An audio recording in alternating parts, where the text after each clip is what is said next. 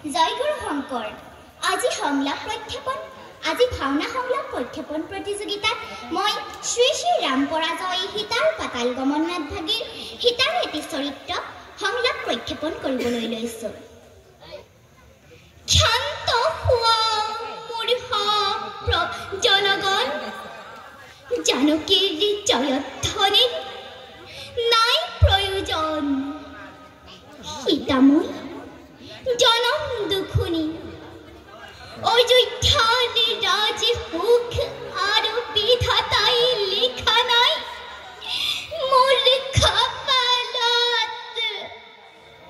কৌতে কৌতে জনম তপস্যার ফলতে রাম হেন স্বামীরত্ব লভিছিল ভাগ্যর বলত।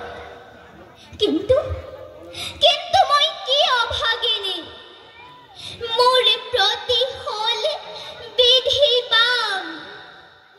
স্বামীর লগতে গৈ 14 বছরে বনবাস ললো হীর পাতি। হরি নীলে লঙ্কার রাবণে প্রজার সন্তুষ্টির কারণে অগ্নি পরীক্ষা করে সমুদ্রের তীরতে রামে মুখ করিলে গ্রহণ।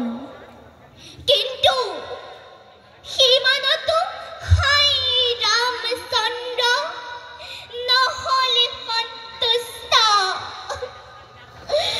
অযোধ্যার খিয়লিয়া প্রজার কথাতে পুনরিবার ঠেলি দিলে বনলৈ জনহীন অৰণ্যৰ মাজতে। সেদিনাই আছিল মোৰ মৰণেই কাম্য।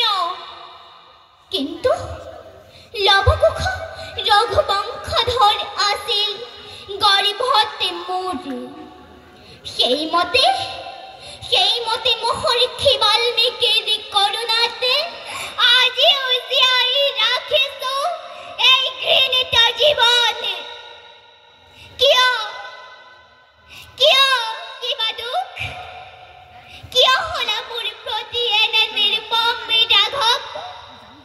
সিংহকীয়া প্ৰজাৰ কথাকে বেদ পানী বুলি ধৰি লৈ সঁচা বিচাৰ নকৰি বিচাৰ। কিয় দিলে তেওঁ মোক যাবৰ যাতনা?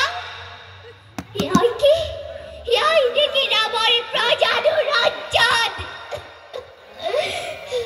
ধন্যবাদ।